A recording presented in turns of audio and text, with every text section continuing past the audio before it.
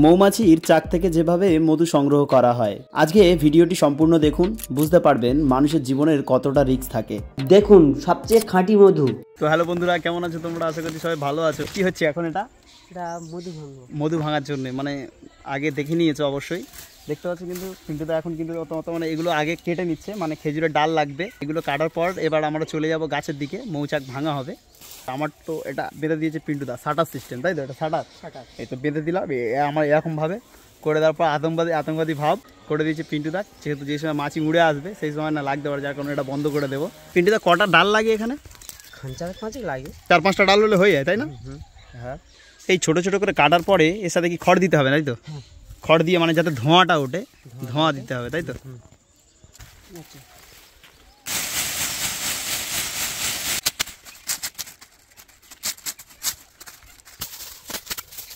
খড় অনেকটা বড় হয়ে গেছে, যার কারণে কেটে নিচ্ছে পিন্টুদা।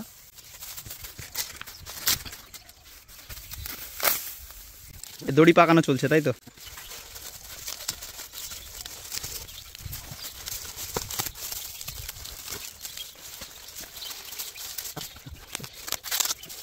গাছে উঠে 5 মিনিটের মধ্যে ভেঙে নিয়ে চলে আসবো। 5 মিনিটে চাক ভেঙে দেবে তুমি? 5 মিনিটে। ওরে তোর এক্সট্রা ট্যালেন্ট। তাহলে বাঁধা কমপ্লিট, তাই তো? ওই যে আছে। আচ্ছা, দেখা যাচ্ছে এখান থেকে দেখা যাচ্ছে না, বাট আমি দেখানোর চেষ্টা করছি। দেখতে পাচ্ছ চাক এখন উপরে, দেখতে পাচ্ছ অতিরিক্তভাবে কিন্তু চাক হয়েছে। আর একটা সাইড থেকে রোদ আসছে, যার কারণে মানে একটু অসুবিধা হচ্ছে দেখানোর। এবারে বন্ধুরা আমরা উঠবো গাছে। আচ্ছা, তাই মুখটা একটু বেঁধে নিই। আসতে পারে মুখে, তাই না? না, মুখে আসবে না, হলেও একটু সেফ সাইড নিজে। আচ্ছা, তবুও একটুখানি আমাদেরকে একটু দেখানোর চেষ্টা করো যে হাত দিয়ে মৌচাক অনেকে ভাঙে, তুমি কি পারবে ওটা?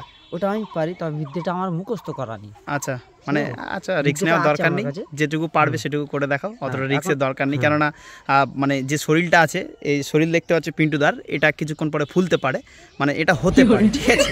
বাই চান্স, যার কারণে হাসিটা দেখাচ্ছে না, বাট না, আশা করি ফুলবে না, ঠিক আছে? মানে যতটা জানো হবে না, যতটা জানি মালিকের কি ভাই। আচ্ছা, ফুলবে না, ঠিক আছে। চলো, বালতি নিয়ে নিয়েছে, বালতিতে কাস্তেও আছে। এবার উঠবে পিন্টুদা গাছে।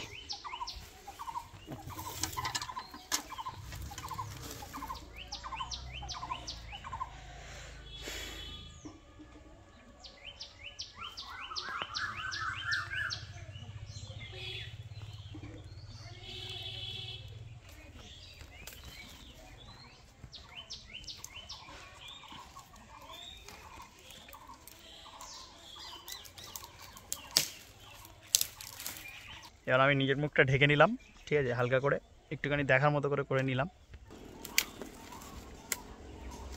আচ্ছা,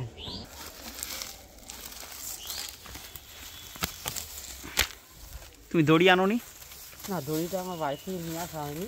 আচ্ছা, হয়ে যাবে না? হ্যাঁ, হয়ে যাবে। যেখানে আছি সেখানে দড়ি পাচ্ছি না। বালতিটা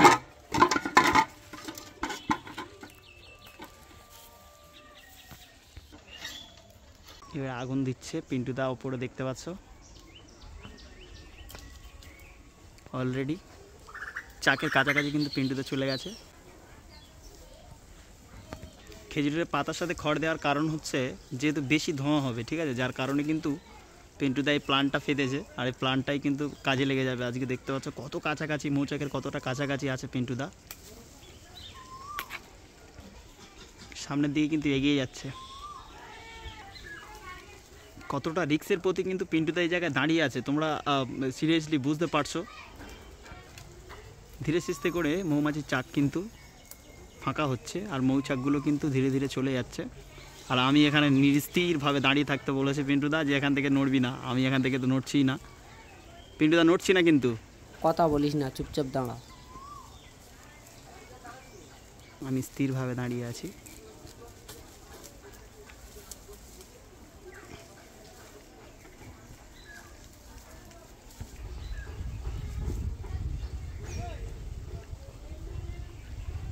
আমি কতটা সাহসের প্রতি দাঁড়িয়ে আছি এই জায়গায় তোমরা বুঝতে পারছো।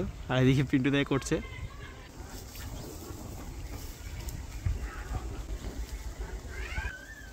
আমি এই জায়গায় দাঁড়িয়ে আছি নিচে, ঠিক আছে, অনেকটা ভয়ে ভয়ে, ঠিক আছে। ওদিকে অতিরিক্তভাবে কিন্তু পোকাগুলো উড়ে উড়ে বাইরের দিকে চলে যাচ্ছে, আমার দিকেও ধেয়ে আসছে, কিন্তু আমি চুপচাপ দাঁড়িয়ে আছি, কিচ্ছু করছি না, একদম নড়তে বারণ করেছে পিন্টুদা।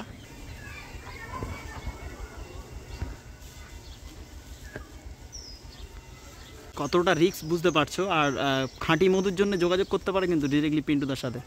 খাঁটি মধু যাদের লাগবে অবশ্যই যোগাযোগ করতে পারো, আমাকে মেসেজ করতে পারো।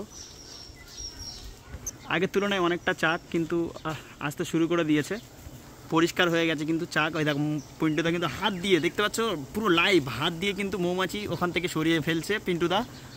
আর ডাইরেক্ট মানে হাত দিয়ে দিচ্ছে, হাত দিয়ে মৌমাছির চাক কিন্তু ক্লিয়ার করলো মৌমাছিগুলো সরিয়ে দিয়ে। এখন পরিপূর্ণভাবে ক্লিয়ার, মৌমাছিটি ভাঙার জন্য বা চাকটি ভাঙার জন্য সম্পূর্ণ হয়েছে পিন্টুদা। চারিদিকের পরিস্থিতি কতটা বুঝতে পারছো বলতে পারছি না, বাট দেখতে পাচ্ছ অতিরিক্তভাবে কিন্তু মাছি নিচের দিকে উড়ে উড়ে আসছে। আমি আমার মতো স্থিরভাবে দাঁড়িয়ে আছি একদমই। বেশ অনেকটা কিন্তু মধু হবে, চাকটা দেখে বোঝা যাচ্ছে। আচ্ছা, যতক্ষণ না পিন্টুদা নিচে আসছে ততক্ষণ না বোঝা যাচ্ছে না, তোমরা কন্টিনিউ দেখতে থাকো। পিন্টুদা অলরেডি কাটতে শুরু করে দিয়েছে, অত বড় একটা চাক। একটা বালতি নিয়ে গেছে ওখানে, আবারও সেই জায়গায় কিন্তু মাছি বসতে শুরু করে দিয়েছে নতুনভাবে। পিন্টুদা আবারও ধোঁয়ার ব্যবস্থা করছে।